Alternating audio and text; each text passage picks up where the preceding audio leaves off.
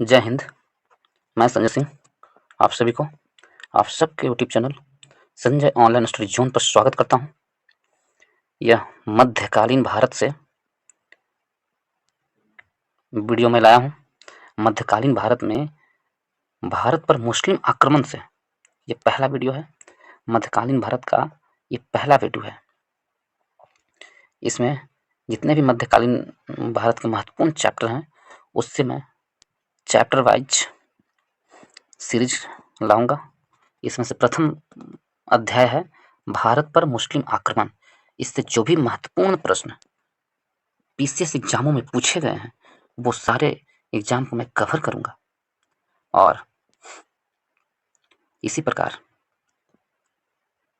हर एक चैप्टर को कवर करता चलूंगा। और जिस तरह से प्राचीन भारत का वीडियो मैं कवर कर चुका हूं, प्राचीन भारत से जितने भी इंपॉर्टेंट चैप्टर थे जिससे प्रश्न आते हैं पीसीएस एग्जामों में पूछे जाते हैं और अन्य एग्जामों में पूछे जाते हैं वो सारे कवर कर चुका हूँ और उसका प्लेलिस्ट आपको मिल जाएगा। वीडियो डिस्क्रिप्शन बॉक्स में लिंक डाला हुआ है, आप जाके देख सकते हैं उससे भी। तो और भारतीय संविधान से भी संबंधित पूरी अध्यायवार वीडियो मैं ला चुका हूँ, वो भी आप डिस्क्रिप्शन बॉक्स में लिंक टैग किया हुआ है, उसे भी जाकर देख सकते हैं। तो चलिए मध्यकालीन भारत से प्रथम चैप्टर है भारत पर मुस्लिम आक्रमण को, उसे देखते हैं और फिर इस सिलसिला को आगे बढ़ाया जाएगा। तो फर्स्ट प्रश्न है मुस्लिम आक्रमण से। पहला प्रश्न हमसे पूछा गया है कि पैगंबर हजरत मोहम्मद साहब का जन्म हुआ था। पैगंबर हजरत मोहम्मद साहब का जन्म कहाँ हुआ था? फर्स्ट प्रश्न हमारा यही है। तो चार ऑप्शन है कब हुआ था पैगंबर हजरत मोहम्मद साहब का जन्म।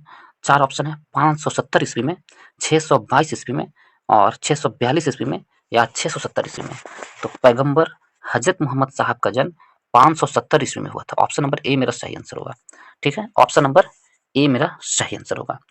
और इनका जन्म मक्का में हुआ था। इनका जन्म कहाँ हुआ था? मक्का में। मक्का मक्का कहाँ है? सऊदी अरब में है। मक्का सऊदी अरब में है, ठीक है, स्थित है। इन 570 ईस्वी में इस्लाम धर्म के प्रवर्तक हजरत मोहम्मद साहब का जन्म हुआ था। इसी कारण यह स्थान मुस्लिम अनुयायियों के पवित्र तीर्थ स्थल है। इनके जन्म का स्थान जो है वो तीर्थ स्थल के रूप में मुस्लिम अनुयायियों के लिए माना जाता है। तो ऑप्शन नंबर ए मेरा सही आंसर है। इनकी मृत्यु 632 ईस्वी में हुई थी, मदीना में। इनकी मृत्यु कहाँ हुई थी? मदीना में हुई थी, ठीक है। तो ऑप्शन नंबर ए मेरा सही आंसर होगा। नेक्स्ट प्रश्न पे चलते हैं, प्रश्न नंबर 2 की ओर। प्रश्न नंबर 2 में कहा जा रहा है मक्का कहाँ स्थित है। अभी जस्ट हमने बताया मक्का कहाँ है। चार ऑप्शन है, सीरिया में है, ईरान में है, इराक में है, सऊदी अरब में है। तो मक्का कहाँ है? सऊदी अरब में है। ऑप्शन नंबर डी मेरा सही आंसर होगा, मक्का सऊदी अरब में है। इस प्रकार ऑप्शन नंबर डी मेरा सही आंसर है। नेक्स्ट प्रश्न में चलते हैं, प्रश्न नंबर थर्ड की ओर। थर्ड में कहा जा रहा है हिंद यानी भारत की जनता के संदर्भ में हिंदू शब्द का प्रथम बार प्रयोग किया था किसने? हिंदू शब्द का प्रयोग सर्वप्रथम किसने किया था? चार ऑप्शन है, इसमें से ए में कह रहा है यूनानियों ने, बी में कह रहा है रोमन वासियों ने, सी में कहा जा रहा है चीनियों ने और ऑप्शन नंबर डी में दिया हुआ है अरबों ने। तो हिंद यानी वहां के रहने वाले लोगों को हिंदू कहा, वो कौन थे? तो अरब वासियों ने, अरबों ने सबसे पहले हिंद कहा यानी हिंदू कहा वहां के रहने वाले व्यक्तियों को। ऋग्वेद में उल्लेखित है भरत। भरत यानी कबीले का नाम पर इस देश का नाम भारत पड़ा। भरत कबीले के नाम पर इस देश का नाम भरत पड़ा। और एक परंपरा अनुसार दुष्यंत के पुत्र भरत का नाम पर हमारे देश का नाम भारत पड़ा। दुष्यंत के पुत्र के नाम पर एक परंपरा अनुसार बताया जाता है कि दुष्यंत के पुत्र भरत के नाम पर हमारे देश का यानी भारत पड़ा नाम। और कुछ विद्वानों के अनुसार ऋषभदेव के ज्येष्ठ पुत्र भरत के नाम पर इस देश का नाम भारत पड़ा। और एक और पॉइंट्स है, ईरानियों ने इस देश को यानी भारत को ईरानियों ने क्या कहा था? तो हिंदुस्तान कहा था। अब आपसे पूछ लेगा प्रश्न, ईरानियों का ई देख लीजिए। ईरानियों ने भारत को क्या कहा? हिंदुस्तान। हिंदुस्तान कहा है ईरानियों ने, हिंदुस्तान, ठीक है। जबकि यूनानियों ने, कौन? यूनानियों ने भारत को क्या कहा? यूनानियों ने भारत को इंडिया कहा। इंडिया, जिसमें यू आ रहा है उसमें ई आएगा और जिसमें ई आ रहा है उसमें ई नहीं आएगा, उसमें ही आएगा। तो इस प्रकार कन्फ्यूजन दूर हो सकता है। यदि आपसे प्रश्न पूछ लिया जाए कि निम्नलिखित में से किसने भारत को इंडिया कहा है, तो आपको इसका आंसर बता पाना मुश्किल हो जाएगा यदि इस तरह से ऑप्शन दिया हुआ रहेगा। तो इसको याद करने के लिए क्या होगा, यूनानियों ने भारत को इंडिया कहा, जबकि भारत को हिंदुस्तान किसने कहा, तो ईरानियों ने हिंदुस्तान कहा। जिसमें ई आएगा उसमें ई नहीं आएगा, ई से इंडिया और ई से ईरान नहीं आएगा, क्योंकि यूनानियों ने इंडिया कहा था और और ईरानियों ने भारत को हिंदुस्तान कहा था। ई जो जिसमें ई से स्टार्ट होता है जिस देश का नाम, उस देश ने हिंदुस्तान कहा था भारत को। इस तरह से आप याद कर सकते हैं। एक छोटी सी एक ट्रिक है, इससे यदि आप याद रखेंगे तो एक प्रश्न बनना आसान हो जाएगा। तो इस प्रकार ऑप्शन नंबर डी मेरा सही आंसर होगा। भारत की जनता को हिंदू किसने कहा था, अरब वासियों ने कहा था। ठीक है, हिंदू कहा था अरब वासियों ने सर्वप्रथम। तो ऑप्शन नंबर डी मेरा सही आंसर। नेक्स्ट प्रश्न पे चलते हैं, प्रश्न नंबर 4। प्रश्न नंबर 4 में कहा जा रहा है भारत पर पहला मुस्लिम आक्रमण किस वर्ष हुआ। तो भारत पर पहला मुस्लिम आक्रमण किस वर्ष हुआ था। 4 ऑप्शन दिए हुए हैं, तो इसमें से ऑप्शन नंबर सी मेरा सही आंसर होगा। 711 ईस्वी में भारत पर पहला मुस्लिम आक्रमण हुआ था। यदि आपसे प्रश्न पूछते हैं भारत पर पहला सफल मुस्लिम आक्रमण कब हुआ था, तो वो 712 ईस्वी में हुआ था। लेकिन मुस्लिम आक्रमण सबसे पहला भारत पर 711 ईस्वी में उबैदुल्ला नामक मुस्लिम आक्रमणकारों ने भारत पर आक्रमण किया था 711 में, लेकिन उसे भारत पर सफलता प्राप्त नहीं हुई थी। और 712 में मोहम्मद बिन कासिम नामक आक्रमणकार ने 712 ईस्वी में भारत पर आक्रमण किया और सफल अभियान उसने प्राप्त किया। तो ऑप्शन नंबर सी मेरा सही आंसर है। नेक्स्ट प्रश्न में चलते हैं, प्रश्न नंबर 5। वही प्रश्न पूछा है यहाँ पर, मोहम्मद बिन कासिम द्वारा सिंध की विजय कब हुई। तो मोहम्मद बिन कासिम ने सिंध की विजय 712 ईस्वी में किया। सिंध की विजय मोहम्मद बिन कासिम ने 712 ईस्वी में किया। मोहम्मद बिन कासिम जो था अरब आक्रमणकारी था। कहाँ के था मोहम्मद बिन कासिम, वह अरब के था। अरब के रहने वाले थे मोहम्मद बिन कासिम। अरबों ने ही भारत को, जो भारत में रहने वाले लोगों को हिंदू हिंदू कहा। ठीक है, तो उसने सिंध का विजय फारसी ग्रंथ के अनुसार, फारसी ग्रंथ जो चचनामा है उसके अनुसार सिंध विजय की जानकारी मिलती है कि बख्तियार खिलजी ने, जो अरब आक्रमणकारी था, उसने सिंध पर विजय प्राप्त किया था। इसकी उल्लेख चचनामा में मिलती है।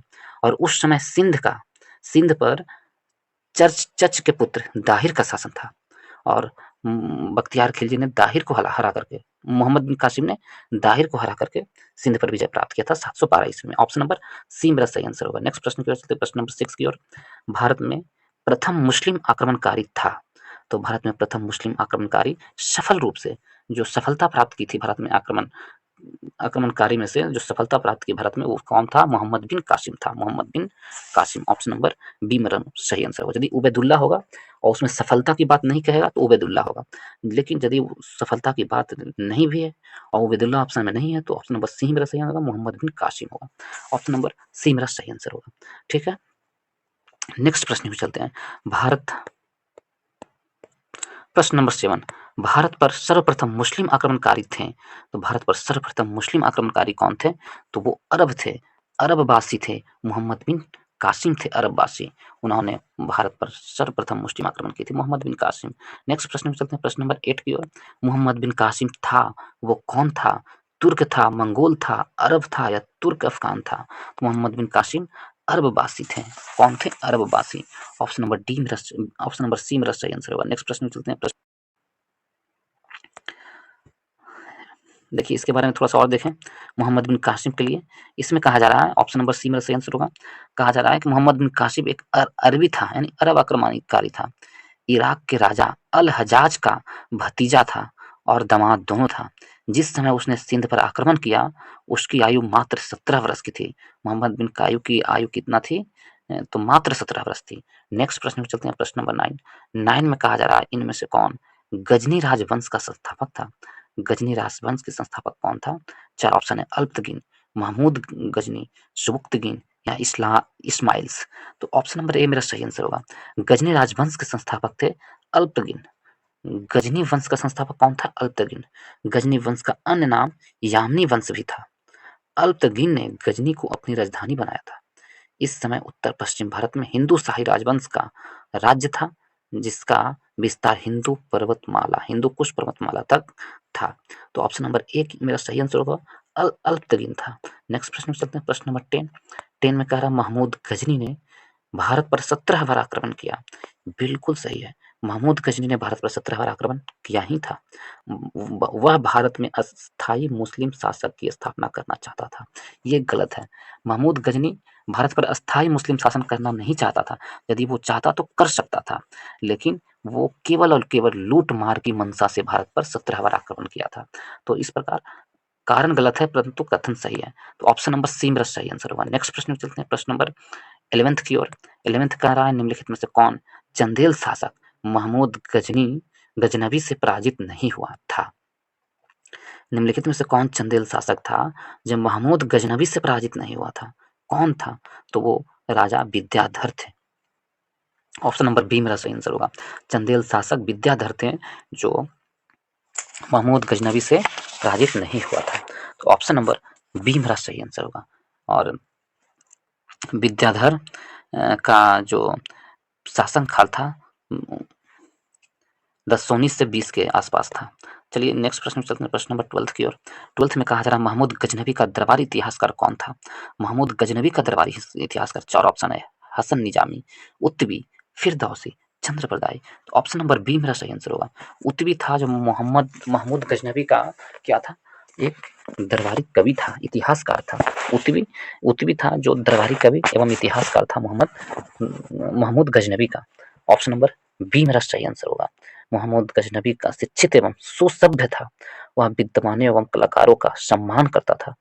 उसने अपने ससमय महान विद्वानों के गजनी में एकत्रित किया था और उसकी दरबारी इतिहासकार उत्तबी था। और उत्तबी ने किताब उल यामिनी अथवा तारीख यामिनी नामक ग्रंथ की रचना की है। उत्तबी ने किताब उल यामिनी या तारीख यामिनी नामक ग्रंथ की रचना की है। तो ऑप्शन नंबर बी मेरा सही आंसर होगा। नेक्स्ट प्रश्न में चलते हैं, प्रश्न नंबर 13 की ओर। 13 में कहा जा रहा शाहनामा का लेखक फरिश्ता किसके दरबार से संबंधित था? तो ये तो प्रश्न ही गलती दिया हुआ है। शाहनामा के लेखक फरिश्ता नहीं था, फिरदौसी था। शाहनामा के लेखक कौन था? फिरदौसी। यहाँ पर फरिश्ता की जगह फिरदौसी होनी चाहिए, ठीक है। तो शाहनामा के लेखक फिरदौसी था। अब वो किसके शासनकाल में था? मोहम्मद गजनवी के शासनकाल में था फिरदौसी। ऑप्शन नंबर बी मेरा सही आंसर होगा। यदि यहाँ पर शाहनामा के लेखक फिरदौसी होगा तो आप ऑप्शन नंबर बी मेरा सही आंसर होगा। मोहम्मद गजनवी के समय फिरदौसी था। ऑप्शन नंबर बी मेरा सही आंसर होगा। नेक्स्ट प्रश्न में चलते हैं 14th की ओर। शाहनामा का लेखक कौन था? वो फिरदौसी था। ऑप्शन नंबर बी मेरा सही आंसर होगा। नेक्स्ट प्रश्न में चलते हैं, प्रश्न नंबर 15 की ओर। फिरदौसी मोहम्मद गजनवी के समय में था। 15 में पुराणों का अध्ययन करने वाला प्रथम मुसलमान था। तो पुराणों का अध्ययन करने वाला प्रथम मुसलमान कौन था? अब्बुल फजल था, अब्दुल कादिर बदायूनी थी, अल वरूनी था या दारा शिकोह था? तो ऑप्शन नंबर सी मेरा सही आंसर होगा। पुराणों का अध्ययन करने वाला प्रथम मुसलमान अल वरूनी था। ऑप्शन नंबर सी सही आंसर होगा। अल वरूनी था जो पुराणों के अध्ययन करने वाला था। अल वरूनी जो था महमूद गजनवी के साथ भारत आया था। किसके दरबार में था? तो महमूद गजनवी के दरबार में था अल वरूनी। और वह खीवा यानी प्राचीन ख्वाजी देश के रहने वाला था। खीवा के रहने वाला था या प्राचीन में ख्वारिज्म के देश के रहने वाला था महमूद ये अल बरूनी। और वो भारत आया था महमूद गजनवी के समय में, ठीक है।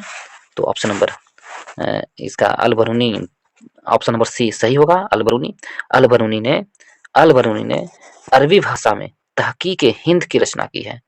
अल बरूनी ने किस भाषा में? तो अरबी भाषा में तहकीक हिंद की रचना की है। सर्वप्रथम एडवर्ड साची ने अरबी भाषा की इस ग्रंथ का अनुवाद अंग्रेजी भाषा में किया। इसका अनुवाद हिंदी में रजनीकांत शर्मा द्वारा किया गया है। तहकीक के हिंद को हिंदी में रचना किसने किया है? रजनीकांत शर्मा ने। ऑप्शन नंबर सी मेरा सही आंसर। नेक्स्ट प्रश्न में चलते हैं, प्रश्न नंबर 16 की ओर। 16 में कहा जा रहा है महमूद गजनी के साथ भारत आने वाला प्रसिद्ध इतिहासकार कौन था? महमूद गजनी के साथ भारत आने वाला प्रसिद्ध इतिहासकार कौन था? तो प्रसिद्ध इतिहासकार अल बरूनी था। मोहम्मद गजनवी के साथ भारत आने वाला प्रथम इतिहासकार अल बरूनी था। ऑप्शन नंबर बी मेरा सही आंसर है। नेक्स्ट प्रश्न को चलते हैं, प्रश्न नंबर 17 की ओर। अल बरूनी भारत में आया था। तो अल बरूनी भारत में कब आया था? 9वीं शताब्दी ईस्वी में, 10वीं शताब्दी ईस्वी में, 11वीं शताब्दी ईस्वी में, 12वीं शताब्दी ईस्वी में? तो अल बरूनी है जो भारत 11वीं शताब्दी ईस्वी में आया था। ऑप्शन नंबर सी मेरा सही आंसर होगा। अल बरूनी 11वीं शताब्दी ईस्वी में भारत आया था। ऑप्शन नंबर सी सही आंसर है। नेक्स्ट प्रश्न में चलते हैं, प्रश्न नंबर 18 की ओर। 18 में कहा जा रहा है महमूद गजनी के साथ भारत आने वाला मुस्लिम विद्वान था। महमूद गजनी के साथ भारत आने वाला मुस्लिम विद्वान, 4 ऑप्शन दिए हुए हैं, इब्न बतूता, अल बरूनी, अमीर खुसरो, फरिश्ता। तो ऑप्शन नंबर बी मेरा सही आंसर होगा। महमूद गजनी के साथ भारत आने वाला जो मुस्लिम विद्वान था वह अल बरूनी था। ऑप्शन नंबर बी मेरा सही आंसर होगा। नेक्स्ट प्रश्न चलते हैं 19 में। निम्नलिखित कथनों में से कौन अल बरूनी के संबंध में सही नहीं है? वह एक धर्मनिरपेक्ष लेखक था। बी में उसका ग्रंथ उस समय की जीवंत भारत से प्रभावित था। वह संस्कृत का विद्वान था। वह त्रिकोणमिति का विशेषज्ञ था। तो ऑप्शन नंबर 19 का ऑप्शन नंबर ए मेरा सही आंसर होगा। अल बरूनी के संबंध में सही नहीं है कि वह धर्मनिरपेक्ष लेखक था, ये गलत है, बाकी सब सही है। तो ऑप्शन नंबर ए मेरा सही आंसर होगा। नेक्स्ट प्रश्न की ओर चलते हैं, प्रश्न नंबर 20 की ओर।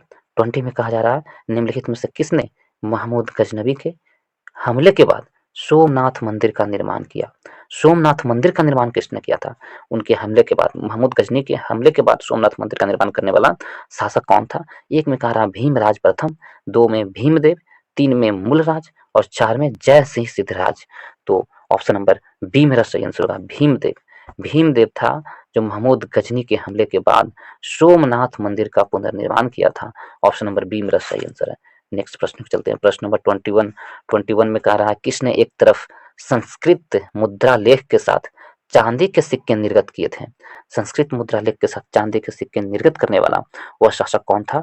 4 ऑप्शन है, उसमें से ऑप्शन नंबर बी मेरा सही आंसर होगा, महमूद गजनवी था। वह कौन था? महमूद गजनवी था। ऑप्शन नंबर बी मेरा सही आंसर है। नेक्स्ट प्रश्न पे चलते हैं, प्रश्न नंबर 22 में। निम्नलिखित में से मध्य एशिया के किस शासक ने 1122 ईस्वी में उत्तर भारत को जीता था? तो मध्य एशिया के कौन सा शासक था जो 1122 में उत्तर भारत को जीता था? 1192 में, सॉरी 1192 में उत्तर भारत को जीता था, वो कौन सा शासक था? तो 4 ऑप्शन है इसमें से, जलालुद्दीन मकबरनी, बी में कह रहा गजनबी का महमूद, सी में कह रहा शिहाबुद्दीन मोहम्मद कौरी और डी में कह रहा चंगेज खान। तो 1192 में मध्य एशिया के किस शासक ने 1192 में उत्तर भारत को जीता था? तो ऑप्शन नंबर सी मेरा सही आंसर होगा, शिहाबुद्दीन मोहम्मद कौरी। मोहम्मद कौरी ने 1192 में तराइन के द्वितीय युद्ध में जीत हासिल की थी। 1192 में तराइन के 2 युद्ध हुआ था। तराइन के प्रथम युद्ध में पृथ्वीराज चौहान के साथ हुआ था, मोहम्मद गौरी और पृथ्वीराज चौहान के साथ हुआ था। उसमें से मोहम्मद गौरी की पराजय हुई और पृथ्वीराज चौहान की जीत हुई थी। तराइन के द्वितीय युद्ध 1192 में हुआ था। पृथ्वीराज चौहान की हार हुई और मोहम्मद गौरी की जीत हुई।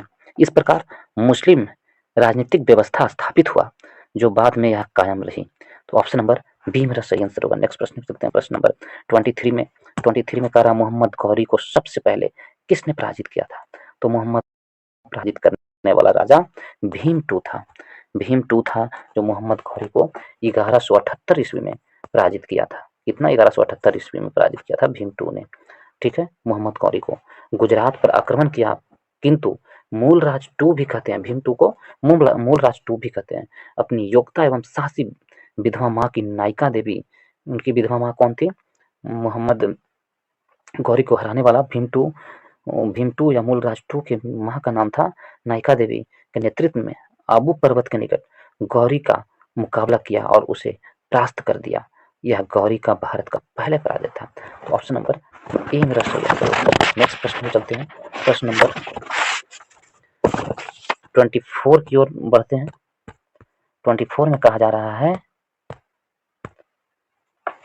मोहम्मद गौरी ने जयचंद को किस युद्ध में पराजित किया था? तो मोहम्मद गौरी ने जयचंद को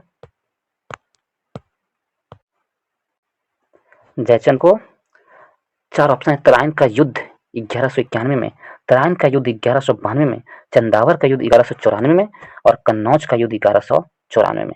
तो तराइन का युद्ध जो हुआ था 1191 में गौरी और पृथ्वीराज चौहान के बीच हुआ था, पृथ्वीराज थर्ड के बीच हुआ था। तराइन का द्वितीय युद्ध भी 1192 में हुई थी जो पृथ्वीराज चौहान और गौरी के बीच बीच हुई थी। इसमें पृथ्वीराज चौहान की हार हुई थी और मोहम्मद गौरी की जीत हुई थी, और इसमें पृथ्वीराज चौहान की जीत हुई थी और मोहम्मद गौरी की हार हुई थी। और चंदावर का युद्ध 1194 में हुआ था और इस युद्ध में मोहम्मद गौरी ने चंदावर के राजा मोहम्मद गौरी ने चंदावर के राजा जयचंद को हराया था। 1194 के चंदावर युद्ध में। ऑप्शन नंबर सी मेरा सही आंसर होगा। नेक्स्ट प्रश्न में चलते हैं, प्रश्न नंबर 25 की ओर। निम्नलिखित में से कौन सा राजा मोहम्मद गौरी द्वारा चंदावर के युद्ध में पराजित किया गया था? वो कौन सा राजा था?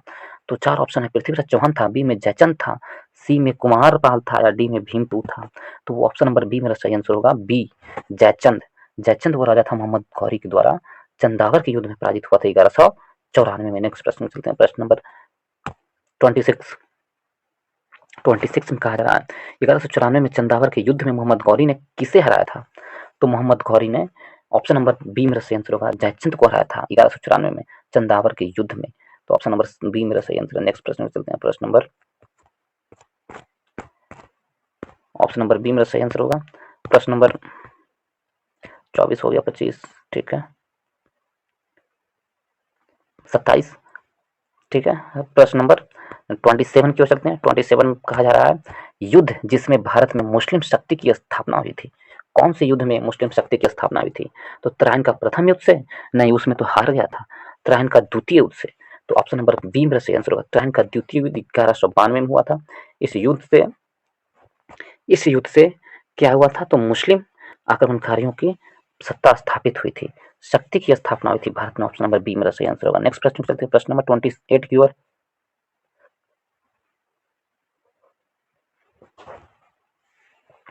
निम्नलिखित नामों को काल अनुक्रम में व्यवस्थित करें व नीचे दिए गए कूट को सही उत्तर से मिलान करें। तो कुछ कूट दिए हुए हैं और ये है काल अनुक्रम। पहले चंगेज खां, महमूद गजनवी, मोहम्मद गौरी और तैमूर।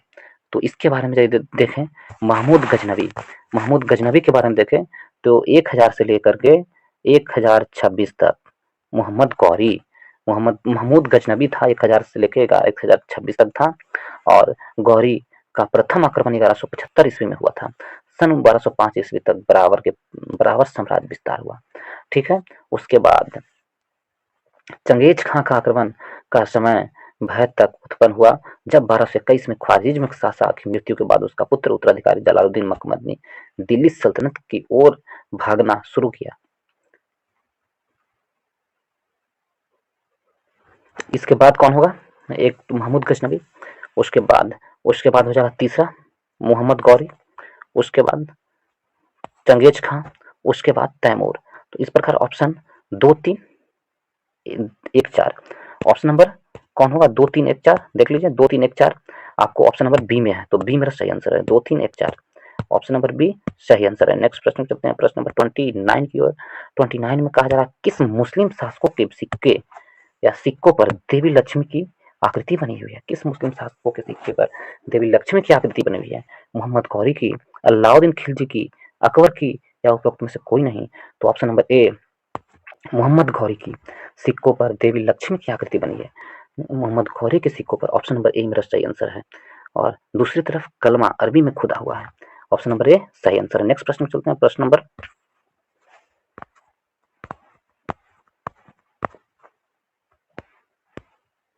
30 की ओर।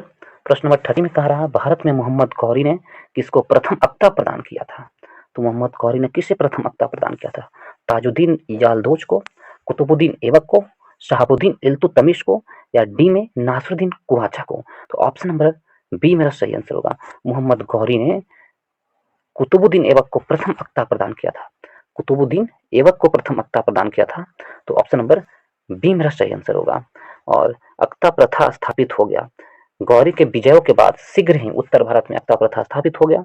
1192 से 1206 ईस्वी तक कुतुबुद्दीन ऐबक ने गौरी के प्रतिनिधित्व के रूप में उत्तर भारत में विभाजित भागों को प्रशासन संभाला। तो ऑप्शन नंबर बी मेरा सही आंसर होगा। नेक्स्ट प्रश्न में चलते हैं, प्रश्न नंबर 31 में कह रहा मोहम्मद गौरी के किस दास ने बंगाल एवं बिहार में पर विजय प्राप्त किया था? तो वो कौन सा दास था?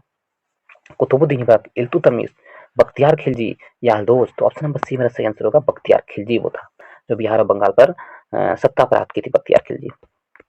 नेक्स्ट प्रश्न 32 में कह रहा मोहम्मद बिहार का प्रथम मुस्लिम विजेता कौन था? बिहार का प्रथम मुस्लिम विजेता कौन था बिहार पर? तो वह चार ऑप्शन है, मलिक इब्राहिम, इल्तुतमिश, बख्तियार खिलजी, अली मर्दान खिलजी। उपरोक्त में से कोई नहीं है, एक से अधिक। तो ऑप्शन नंबर सी मेरा सही आंसर होगा, बख्तियार खिलजी। बिहार का प्रथम मुस्लिम विजेता था Bakhtiyar Khilji. Option number C सही आंसर होगा। यदि नेक्स्ट प्रश्न में चलते हैं, प्रश्न नंबर 33 में नालंदा बिहार का विध्वंस किया था। नालंदा बिहार का विध्वंस किसने किया था 33 में? तो नालंदा बिहार का विध्वंस 4 ऑप्शन दिया हुआ है। बख्तियार खिलजी, कुतुबुद्दीन ऐबक, मोहम्मद बिन तुगलक, अलाउद्दीन खिलजी या उपरोक्त में से एक या उससे अधिक। तो ऑप्शन नंबर ए मेरा सही आंसर होगा। नालंदा बिहार की विध्वंस किया था बख्तियार खिलजी ने। क्रूर क्रूर आक्रमणकारी बख्तियार खिलजी ने, और सबसे मूर्ख आक्रमणकारी भी कहेंगे बख्तियार खिलजी ने। नालंदा बिहार में जो ज्ञान का भंडार भरा हुआ था सबको वो जला दिया था। इससे मूर्ख आक्रमणकारी और कोई नहीं हो सकता है।